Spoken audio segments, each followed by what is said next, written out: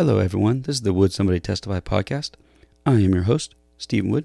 The following episode is the testimony of Brother Arthur Stevens.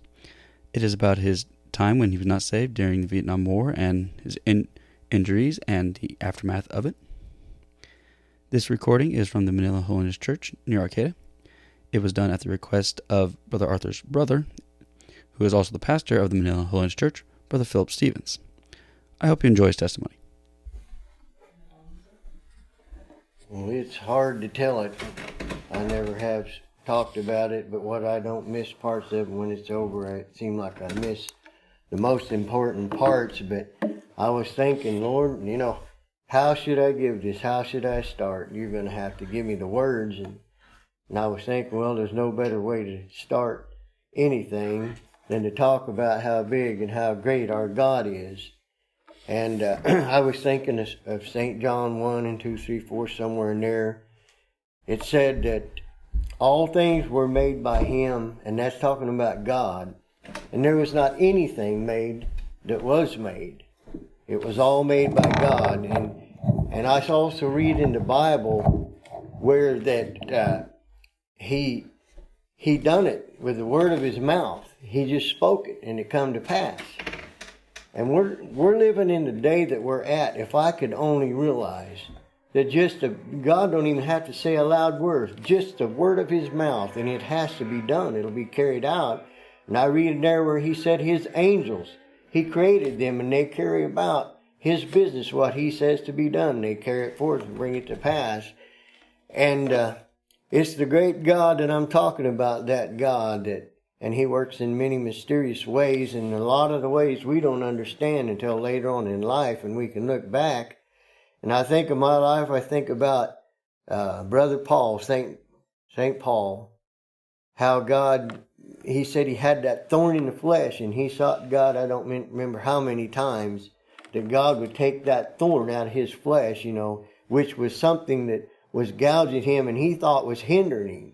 But God finally conveyed to him that He knew best. He knew that he had that thorn in the side and that He was going to take care of it. And Paul never said anymore. I think I'm getting that right. It was Paul. Yeah. But anyhow, he never talked about that again. And God is down through my life. I was rebellious, but it wasn't really my desire to be that way. There were just things out there I wanted to do. And I was raised in church all of my life. I had no excuse, but God never quits loving us. I think of that scripture where He said that He knoweth our frame. He knows we're only made of dust. And He said, as you pity your children, so do I. He pities them that fear Him and that follow Him and that lean upon Him, just like a father or mother would their children. And sometimes it's hard to understand. God is not a God that stands up there ready to beat us over the head. His arms are stretched out, and if we'll reach to Him, He'll help us across the spots. If we don't reach out, we'll fall and get hurt, and then when we start crying to God, He always has reached out to those that are reached to Him. And I just like to portray in some way how great a God we serve, even to myself. And it seems like in my older age, now that I've got time to slow down and think and to realize and to read that word and to pray and seek His face, how much more it is important and how great He is. I always knew He was, but it's always, God done this in the beginning. Yeah, God. Yeah, He's a great God. I know He is. But it's got to mean more than that. And that's why a lot of times that we have to get down to places where we have to talk to God and get in a place where we're hurting before we'll reach out to Him. And I finally reached out one day and give it all over to Him. And, when I first done that, I guess I'll start out there. I was just a young man, and I got all messed up in Vietnam, and I didn't figure I had anything to live for, but it didn't really sink in that much. I didn't let it. All I wanted to do was live and get it all behind me. And then when I got it all behind me, well, then I went to Kansas. And I was fighting a lot of battles, a lot of things that I just couldn't understand. And like I say, I didn't think any woman would like me, and that really didn't worry me a whole bunch. But, in the state I was in, I was backslid and wasn't really looking to God. But I just didn't figure there's much reason to live, all messed up, and people look at me and what's wrong with your face, and because of my scars from everything. So I had a lot to deal with, and I run from God. I didn't run straight to Him. Now, when I got hurt in Vietnam, after I got hurt, the only thing I could think of is God get me somewhere where I know they can help me. I knew I was in bad shape. And I stayed conscious for over 30 minutes while they flew me to the nearest little place there in Vietnam where they could work on me. And then I don't remember anything. I just remember landing, and they come out to put me on that stretcher, and I don't remember getting me on there. But I knew it was somewhere where I could get help, and God's so merciful to us.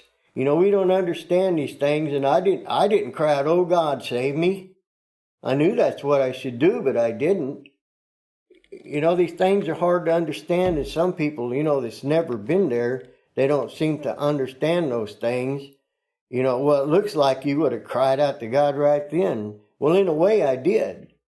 But all I could think of, you're kind of in shock and you're hurt, and I wasn't really feeling any pain. But I knew that I was in serious trouble. Well, I left Wichita. I went up there and worked with my uncle for a while, and I was just miserable.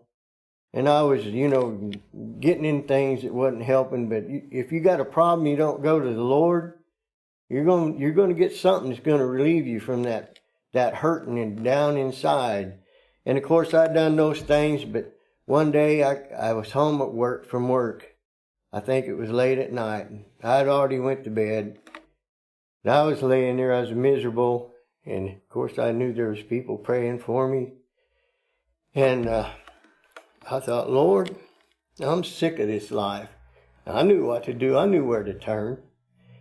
And so I just rolled out of that bed on my knees. And I told God, I said, if you'll help me, I've had all this I want. I said, I want to live a way where I can have joy. And so I started working from that time, and it took me a few weeks because I was working under my uncle. And I got things all in order, and I finally went home, and I had made such a change from my uncles and aunt. I wasn't living with them, but I was around them all the time, and they smoked heavy and they drank heavy, and I just wanted away from that stuff. And they told me, now don't you get so righteous and so holy that you're no good to nobody else. Don't get that holy and righteous. All I wanted to do is live right for God, and I'd done nothing. I was still around them all the time, but that's just the way people think. They don't understand, and that happens a lot too. I've seen it. People get that way, that we can't be any good because I don't know how to explain myself on that one, but we can see everybody else's faults, but we can't see our own. I mean, we're just like them. They always look at me. Now, don't get so righteous that, you think you're above us. A Christian don't think that way. But if you're not a Christian, well, you bring that about. And I've watched many of them do it, and I know why my uncle and aunts was saying that, but they were condemning some people that really wasn't that way. But anyhow, I went back home, and I was pretty happy. I was headed home, and I got home, and of course everybody was glad to see me and glad we had church. I don't remember if it was a Sunday morning or which it was. But anyhow, he walked in there, and I looked like some kind of renegade Indian. I had hair down to almost my shoulders, and I had to wear a bandana on my hair to keep it out of my eyes and everything. Of course, I wasn't wearing it when I went to church. I had it combed, looking as good as you could make it look. But when I walked through them doors of that church, nobody said nothing to me. I walked through them doors, and I knew it had to come off of there, had to get right. And of course, God just, if we'll seek after Him, He'll move us up where He wants us. We'll know we're no better than nobody else. And if we ever get to the place we think we are, if we're too good to get down and pray with somebody, or, somebody, like one preacher, I know Philip will probably know who I'm talking about when I say this, said, they do that in every revival. They come and pray. There ain't no sense in getting down there, just let them pray by themselves. No, I don't see that in God's Word anywhere. Anytime someone comes to the altar, even if they're faking it, that's not my job to judge. If they come to that altar we get on there and pray for them, and they won't do that every time if they're just coming down there for some kind of attention. But anyway, we've got to be true. We've got to be real. And in Vietnam, I went over there. I was just a young boy. I was born into a family that loved God, and my dad and mother, their main purpose was to teach us there was a God, and if there was a God of the King James Version, that was the foundation. Because back at that time, even I think there's about 2 or 3 different versions out already. And when I got old enough to really listen and to always keep that foundation, and I had a good life. And God spoke to me when I think it was in about the 5th or 6th grade in a special way, and kind of gave me a little bit of a vision. And I've never forgot that, and it's meant a lot to me. And you know, even though you go back on God, you know, he said he's angry with a sinner all the day long, but he's still got that love and that compassion. In this day of grace, his arms are still outstretched. That day is not done, but one of these days it's all going to be paid for. And I had a good life, and then I was called by Uncle Sam. Uncle Sam wants you. And back in that day, you didn't have a choice. You either answered the call and went down there, or you went to Canada or somewhere, and some of them done that. But anyhow, my dad was a machine gunner in World War I, and he walked all the way across to Germany. And I loved the freedom I had. I was old enough to realize what freedom really was, and my dad taught me it's not free. Some people die for it, and others come close. And my dad, he had some slight injuries, but the thing that injures the most is the heart and the mind of someone that really loves God. Because just like when I was there in Vietnam, I didn't want to kill anybody. I knew they had a soul. I knew there was someone loved them. I knew God loved them. I don't care what nationality they was or what people thought. So I went to Vietnam, and I was trying to do, my duty for my country. And we went to this area. We pulled 2 missions a day in helicopters. We'd fly out there, and it's what they called reconnaissance. They'd get mortared. I was down south where the North Vietnamese hadn't really got into very good. It was kind of sympathizers there that was fighting like kind of like they've been doing on us, the ones that took out the towers and stuff like that. But anyhow, we were supporting them down there, and they'd been mortared, so they'd sent us in there. And I was on the first mission that went in there. We flew with 2 helicopters like I flew in, a wing and a lead ship, we called them. They were Loaches. And then we had the Cobras that flew up somewhere around 1,000 feet or up there, somewhere like that. And they flew in a big circle around us the whole time. And at any second, if we got in trouble, they could drop in and they'd be right there quick, with whatever they need. And they had a lot of firepower. And then we had the Huey that flew up there that told us what we could and couldn't do. And this was the first, well, it wasn't declared a war. This was the first time of fighting in them kind of situations where you couldn't shoot back if you was being shot at. So they'd brief us on that, and we'd went into several areas, and I was only there 3 months. But we always flew over high enough they couldn't reach us with the small arms fire, and most of it down there. The biggest thing we ever got shot at by was 50 caliber. And I'd been there about 3 months, and was out on this mission.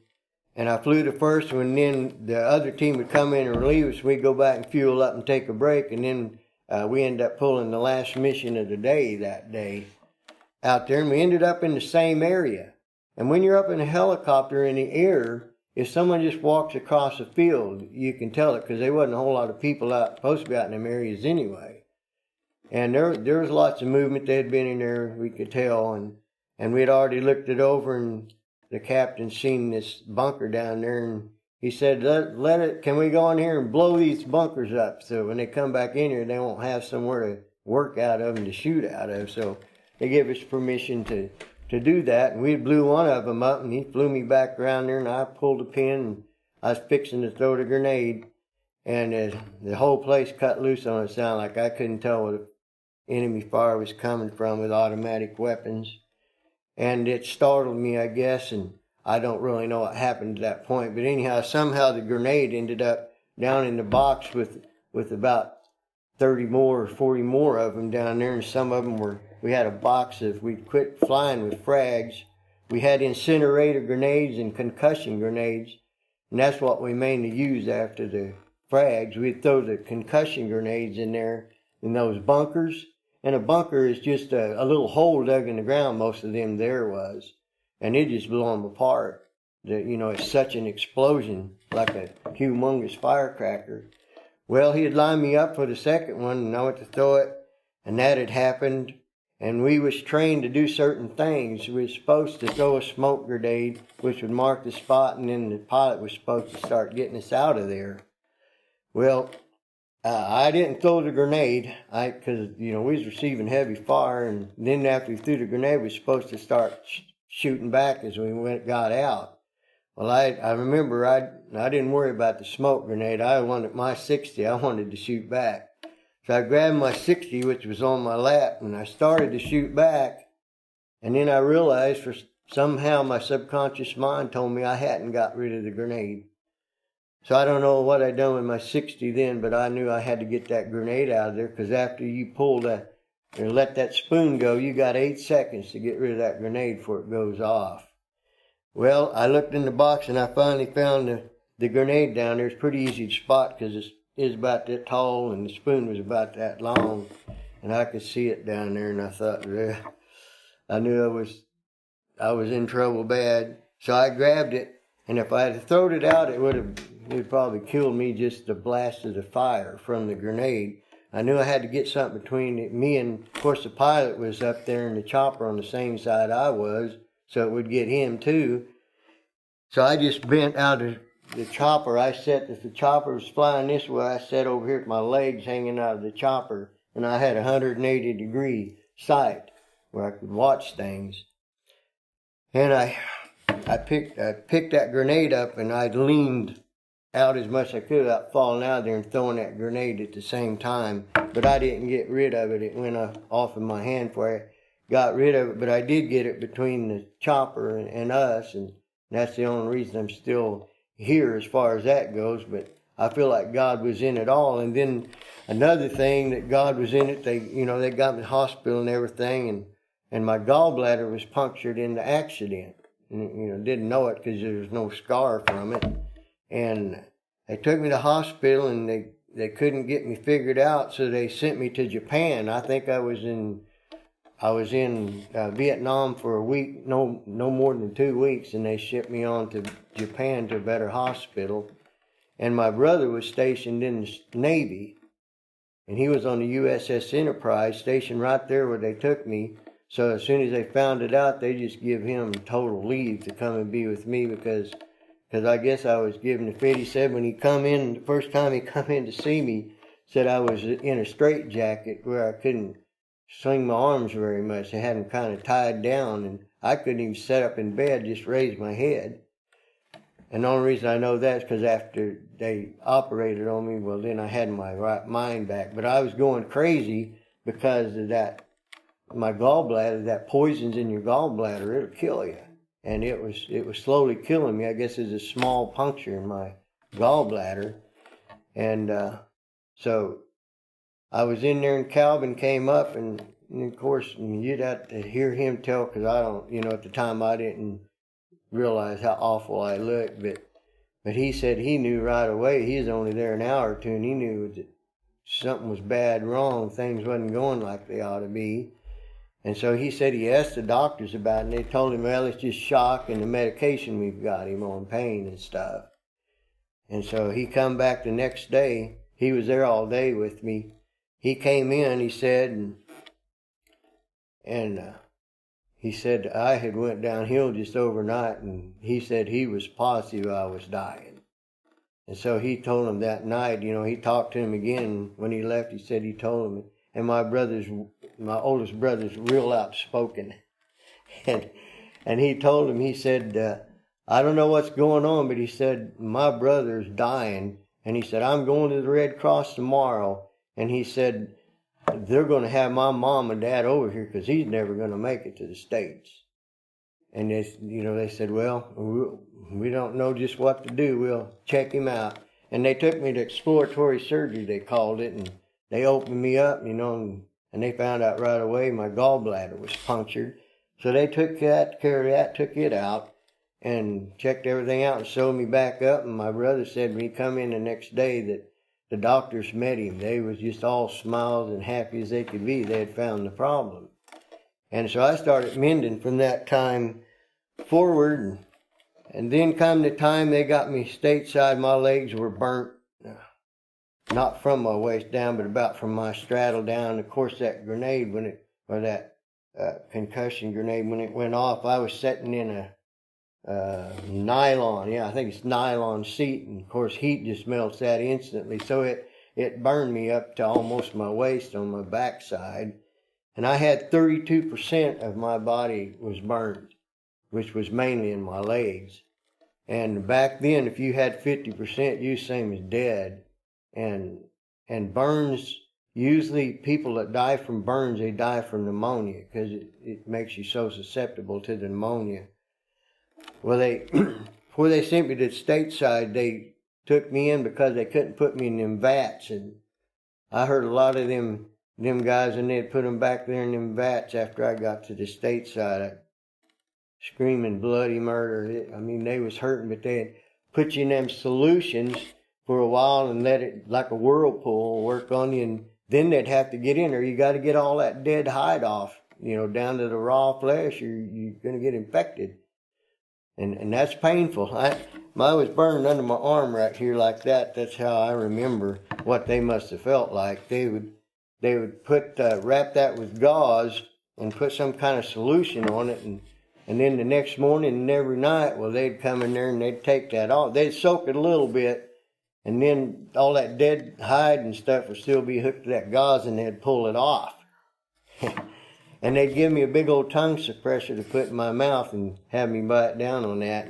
And before that I was operated on, Calvin said that no nurse had come in there and was working on it, said she was pretty hard. And that's what they told my mother and dad, that, a lot of these nurses, you're going to think they're awful hard, and they do, day in and day out with that. They get kind of accustomed to it.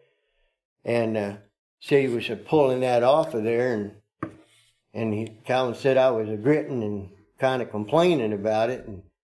And the nurse finally kind of got aggravated with me, said, oh, that don't hurt that bad. So, it's just, you get hard. It's hard to believe someone can do that when you watch pain and work on people all the time. And like I say, they was people on that burnt ward even that made me look like I wasn't even burnt. But they took care of that, and then I spent a lot of time in what they called medical hold, waiting to be released from the service. And the first thing they told Mom before Mom and Dad and them and family got to come in and see me on that burnt ward, I couldn't tell it, but my family said it'd make you so sick some of them had to go out to, keep their stomach down. But you can only imagine the smell of burnt flesh and raw flesh and all that stuff. I can only imagine. I don't remember how bad it smelled because I was part of it. I lived in it. But they told them that I had a 50-50 chance of even making it. And when they first got the news, they told them I'd probably lose my left leg. But Mom and Dad got a hold of everybody they knew and there's people, and they probably was even some in this church praying for me. And that's the reason I come through it. And I feel like that God had put my oldest brother Calvin there, too, to help through the thing and to get it over. Because he said they were so busy and had so many hurt guys there that they didn't really have time to spend much time on this one person. And they just thought I was, sick from the shock and from the medication. They had me on pain medication, pretty heavy with a shot. I can't remember. Do you remember what I said the kind was? It used to be a real popular drug, but they've kind of went away from that drug they was giving me, but it's real easy to get addicted to it. But I thank the Lord I never had any problem with the addiction to that drug. But I would come home. They let me come home one time did I come home with a cast on one time? Yeah, the first time I got to come home, I had what they call QTB casts on. And that's cast they make that everything but your toe, and they come plumb up to here, and they fix it where you kind of setting on sitting bone. All I know to call it. Anyhow, that's how I learned to walk. I learned how to walk on those things. And they put 2 rubber deals, one on front and one on back, for you to walk on. And I learned how to walk, and I even walked down. I think that ramp was, it was something like a 10% grade downhill, and that's pretty good walking down and up a ramp like that with just those casts. But anyhow, I learned along. When they first started standing me up, I'd laid on my back for so many months, somewhere around 6 months. I just laid in bed, couldn't do anything with me, and my legs were compound fractured, broke in two, and was pulling up over each other. So they had me in traction, and that's another reason they couldn't do much with me. My burns, they had to take care of those first and work on my bones before they could even, they worked against each other. And by the time they got my burns where they could put me in casts, they had already healed back together. My bones had. So there's a lot of things dealt in there with me. And I lost an inch in height completely, and my left leg is close to an inch shorter than my right one, which my therapist told me that my body mechanics was never going to, be what they ought to be. And I used to have a lot of trouble pulling my back out, but when I do something, I do it with one hand, so I strain, got to do it. And he said, I'd kind of always be pulling myself out. But the Lord's been good to me, and they told me I'd have to have a new knee. And I've got a real ugly knee, but they said it's going to take 2 major operations just to put in a new knee for me. And, we're living in a day when a knee replacement isn't anything. But they're going to have to go in and take muscle and skin off my back and to put on that leg, because the circulation's not good enough in it to do any major surgery like that. And the doctor said it would be a guarantee I'd lose my leg. He said he wouldn't even touch it if it didn't do it. So anyway, I'm old enough now that I'm just going to leave it in the hands of the Lord, and I tell him quite often that it'll be fine with me if I take it to the grave. That's what I'd like to do, is just trust him. And he made this body. He can make an old broken bone and a knee that they say is rubbing bone to bone and cupping it out.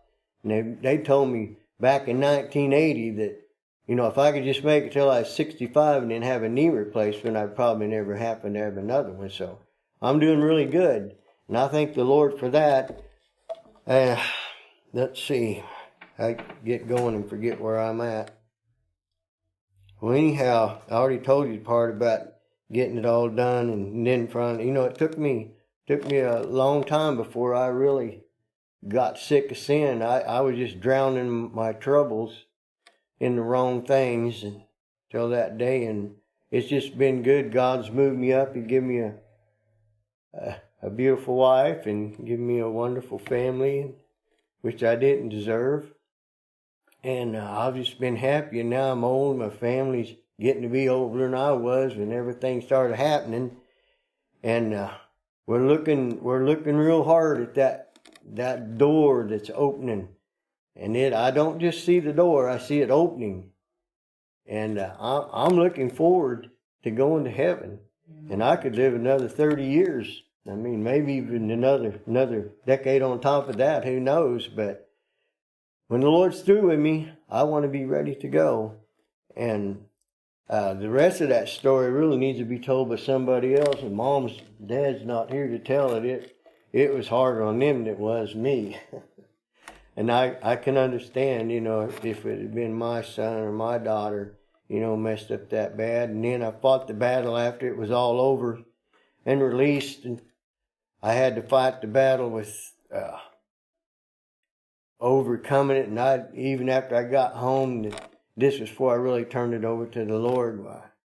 My brothers and sister, mom and dad, I just get to the place where I knew they loved me, but there wasn't nothing they could do. And when I'd get to them places and I had to have an answer, I'd go out and holler somewhere and hide in the woods at night. Day, it didn't make any difference. And I'd lay out there and I'd just talk to the Lord about it, because it was pretty hard for me to accept it.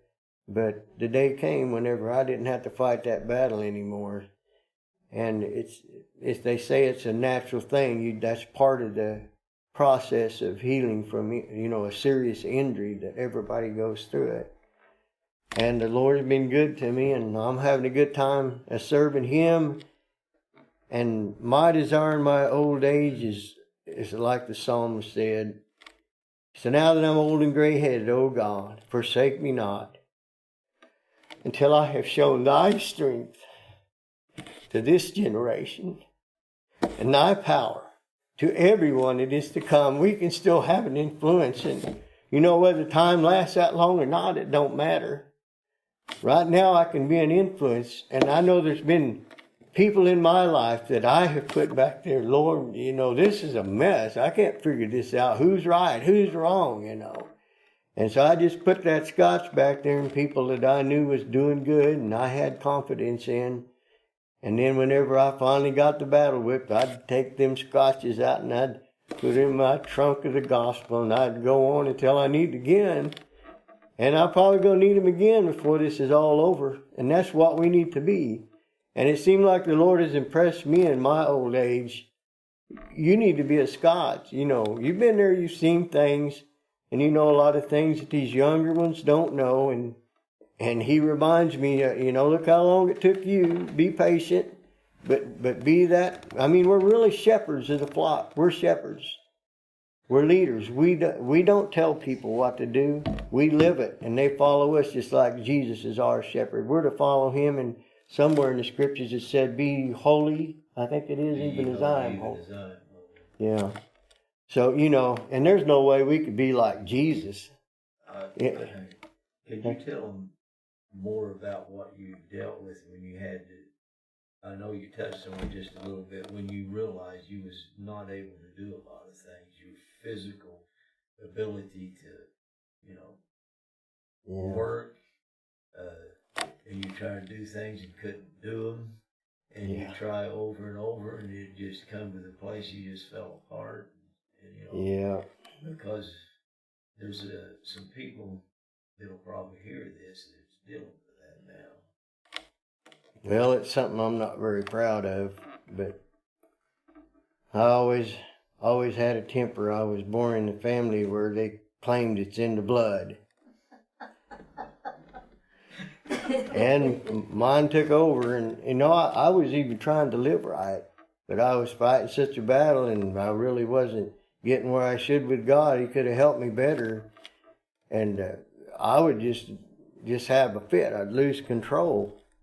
And I know, I'll just tell you about one of the most ridiculous times that I'll never fit, and I know Philip never will either. I think it's just him and I down there. Yeah, but we was working in the chicken house, cleaning out, I think it was, and things wasn't going too good, and I forget what all had happened, and I was pulling on something. And you was working on your calf stalls, trying to repair it, nail them together, and your hook kept slipping off. Well, it ended up coming off and hitting me, and I lost it. And I took that thing off, I stomped on it, I took it, slung it against the wall 2 or 3 times. And then I had a tractor, and we was using it. And I remember I got on it, and I spun over it with the tractor. I don't know how to explain the battles, but, when I got done, of course, I felt like a fool. And, I should have. But, that wasn't the only time the Lord is merciful. And I like to read in Psalms where it tells about how His mercy endures forever. He is long-suffering, and He's compassionate. He had to be, or He wouldn't have put up with this fella here. Oh my! But it's one of them things that everything I'd done, I was getting used to not having a hand is what it amounted to, and I don't know really how to say a whole lot about that, except that I kept feeling after God, and I had a family that encouraged me in a church, and they didn't say, well, you probably ain't gonna make heaven. Anybody to act like that. I'm just glad I had good friends and a good family to support me.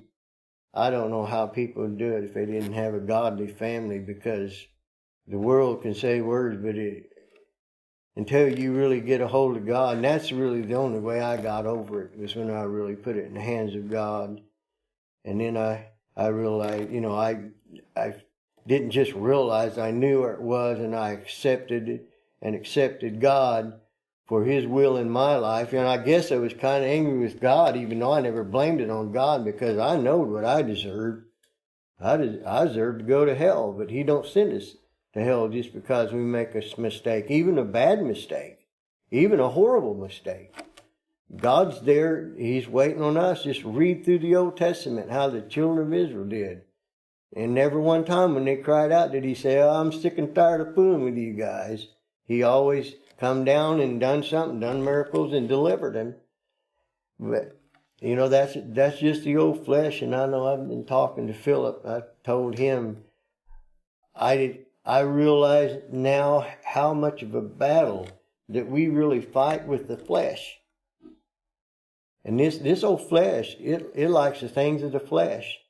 And if we don't spend our time before God, and that time's going to be a lot of secret time just in your closet, you and God. And like some of them say, I hate to, get mad at, or not really get mad at God, but say, "God, why? Why? God don't mind that. He don't mind us talking to Him, getting in there." And I know I've got mine. I sure didn't want nobody hearing me, because I was in there, I was weeping and crying because I needed understanding. I needed some answers from God, and He don't answer like we think He should sometimes. He's got to get us to the place where, it's not what you want, it's what I want. And I'm able. And that thorn that's in your flesh, I am able. And He uses a lot of that. People go through things and they don't understand why. And I've watched good people, I know it's better than me, preachers go through things, and God, why do they have to go through? I mean, I ought to have to go through that, not them. But I found out that God, He said those of His will be tried as by fire. And a lot of times He does that to make us an example and in a place where we can help others that are going to be in that place. I mean, just like when you're there, there's always someone there to help. I've been this far in it, and it just makes a difference when it's someone that's been there. And I've had people tell me, different times, "Well, you've never been there, you can't understand." And one of them that told me that was a preacher trying to live for God, and he was having certain situations. He said, "You can't understand, but where I'm at," but it was concerning marriage and that kind of stuff. And I had already been some places he didn't know, and I didn't feel like it was wisdom at that time to say anything. But if you've been there and been through it, I mean, they can't tell you don't know. Yeah. And we may not know to the depth, but there's an understanding there. And if someone's been through it, and I've seen people and they feel that way, that's probably why they're like they are. And we can go to heaven. We don't have to have a perfect body. And I was in the hospital with guys that was paralyzed from their neck down. Couldn't even hardly turn their head. And that's what helped me through all of that. I knew that I wasn't in bad shape. But then when I got out of it, it's different. It just, like I was telling Philip today, it's like they put you in a big old dump truck, drive you out in the middle of life and dump you out in the middle of it, and here you are, freak. That's what I felt like. I felt like I was a freak. Because, and little kids, I've had them come around the end of the aisle and see me, and they just like they freeze. They go into a trance, and they stand there and just stare at me. And I had trouble overcoming that. I knew the little kids. I didn't really blame them, but I got pretty mad at their parents. And they'd come around and well, what happened to you? And that's something that I had to get over too. The way things happened, I felt like it was my fault, and I'd done all I could do, and I did not want to talk about it. And plus that, they weren't concerned. They just wanted to hear another story. It seemed like that's the way I felt about it. And I was having a lot of trouble with bad headaches and things, and I just didn't like talking about it. I still don't really care much to talk about it. And I sure don't want nobody to feel sorry for me. God's given me the victory, and I don't have any problem with it anymore. And sometimes I have to just shake my head at people, and I've told people that's come up to me and asked me, what happened to you? What happened to you? But I haven't done that yet, but I've sure said it and they didn't hear me. But it's all because of God, or I wouldn't be here right now. And He gave me a good family and a church family that supported me at the time too. I don't think I've done a very good job on that, Philip, but you done all right. You did a good job. Yeah. Yes. Well, I'm gonna turn it over to you. I think. After Brother Arthur finished testifying, he sat back down. Our Brother Philip began telling some more of the story from his own perspective. There ended up being questions and comments from the congregation. As you can imagine, this means there will be more of a variance in volume and quality, but I hope you still enjoy the remainder. We'd be down there in the chicken house, he'd be working on cast saws. You know, he was right-handed to start with, and he got his right hand loaded off, and he had that hook on there. You know, he tried to hold them nails with that hook. He didn't want nobody to help him. And he tried to drive that nail with his left hand, and he wasn't coordinated, and the nail would slip off, and, you know, he'd keep at that, and he'd get so frustrated that, and that's what brought on that one day he was doing that, and that slipped off water he was holding. The hook come up and hit him in the face, and that hook come off, and he started with the handles of it that goes around his shoulder. He really got after it. It made me cry, but I just had to get back and get out of the way. And when he got done, I come up and tried to be some kind of help to him.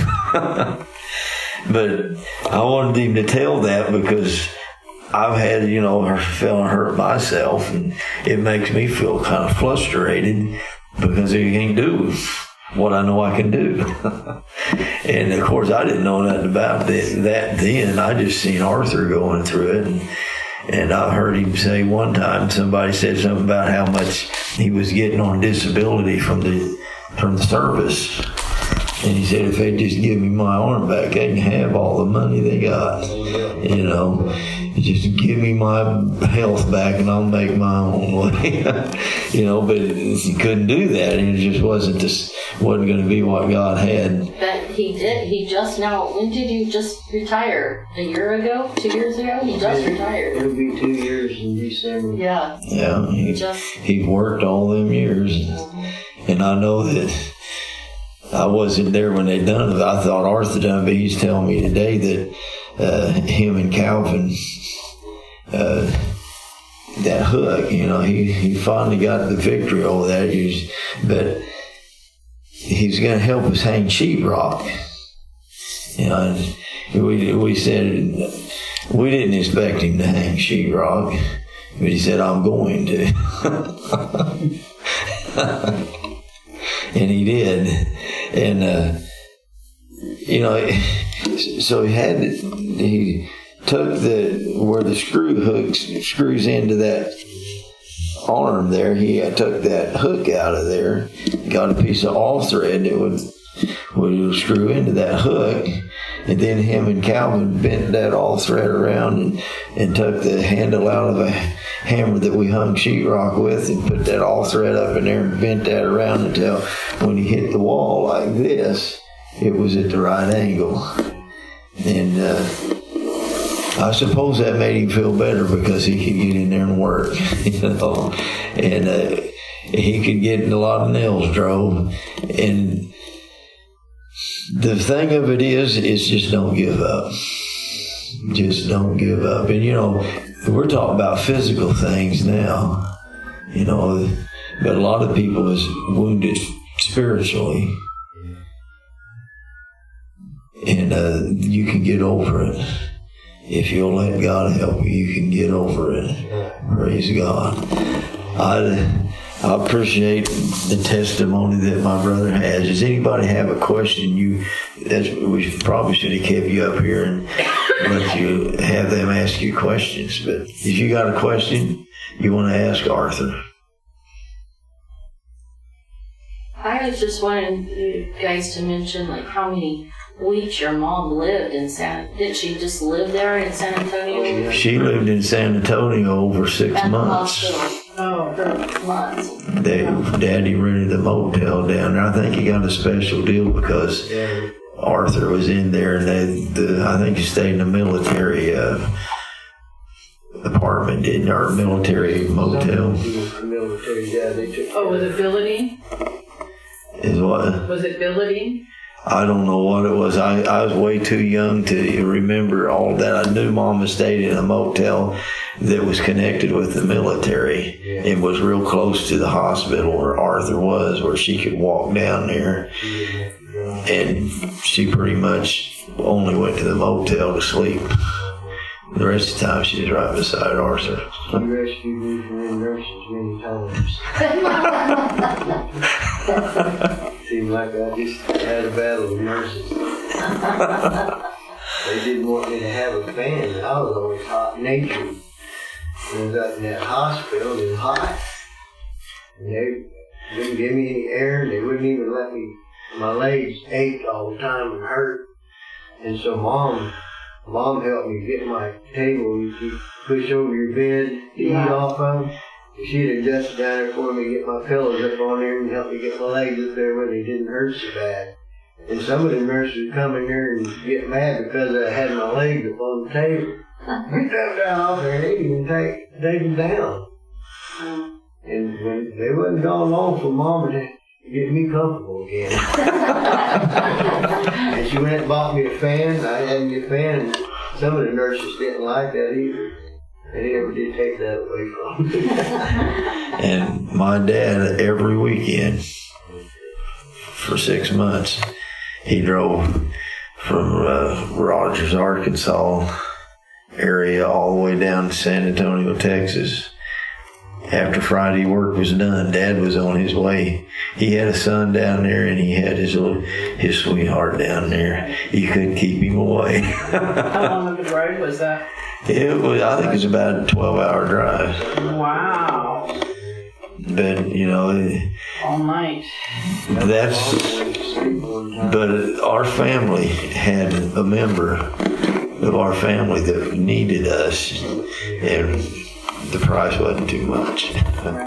We was going to do what we could, and I can remember I've told y'all a little bit about when Arthur come home. That of course Mom had been praying, seeking God that her lost sheep would come home. She never give up.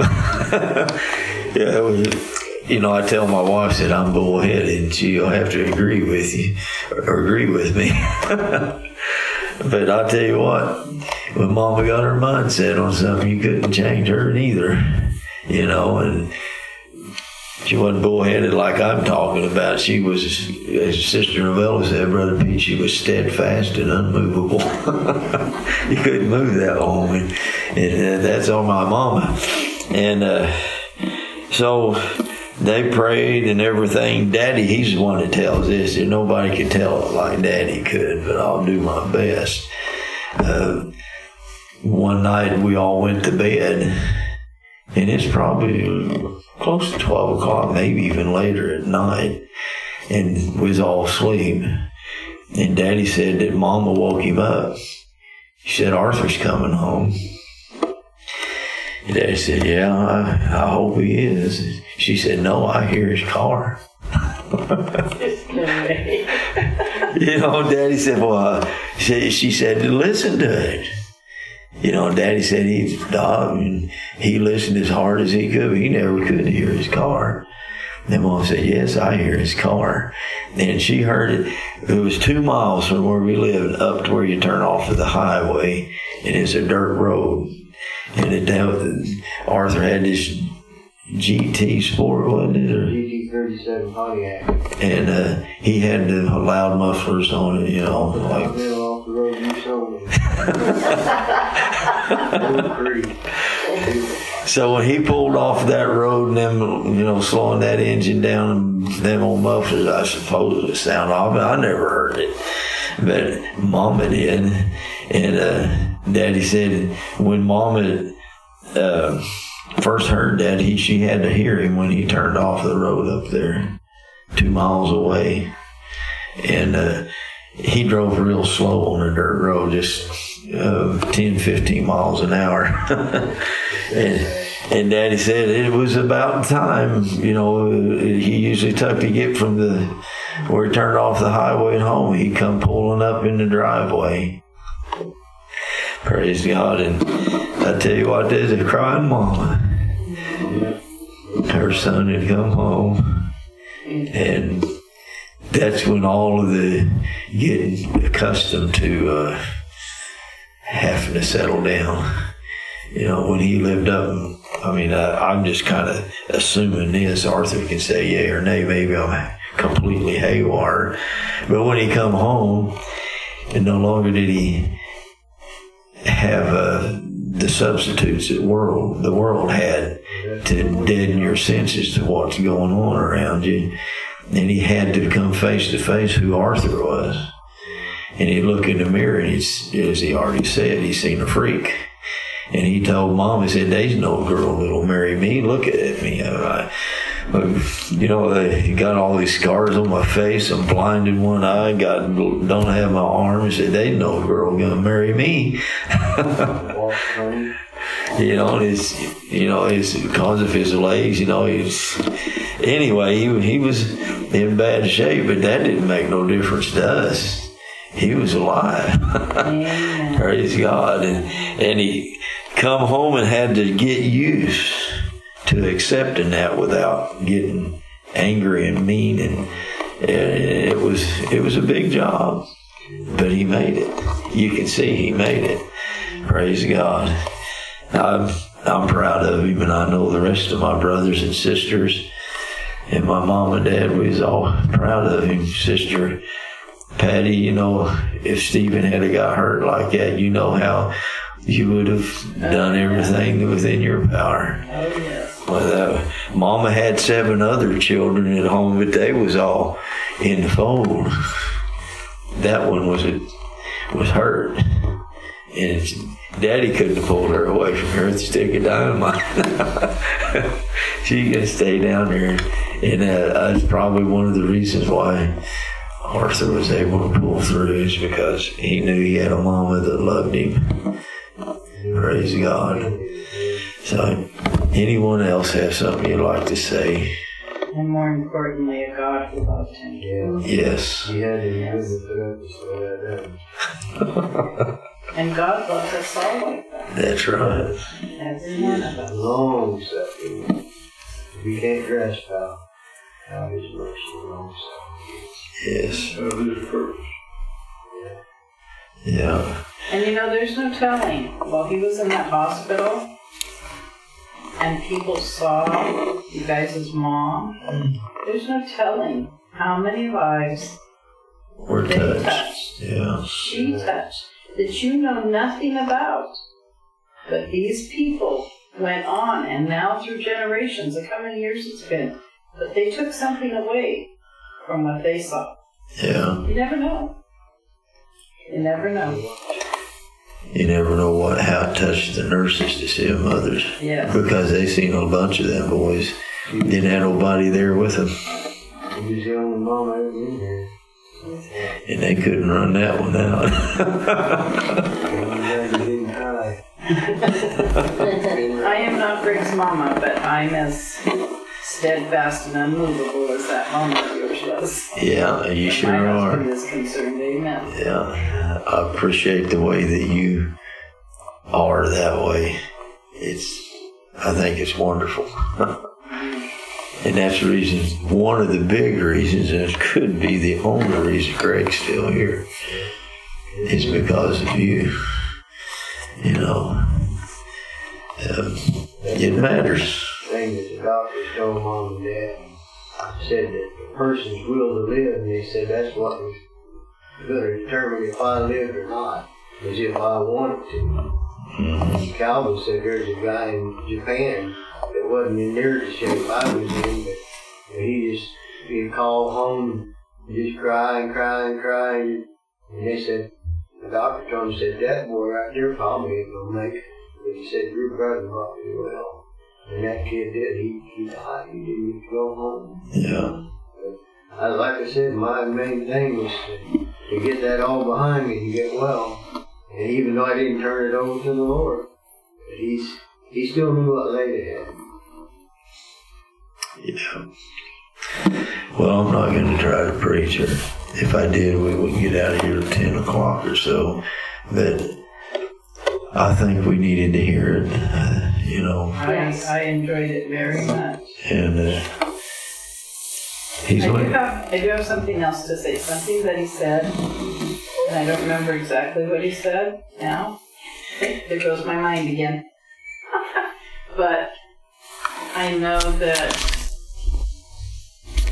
I get it's like one of the things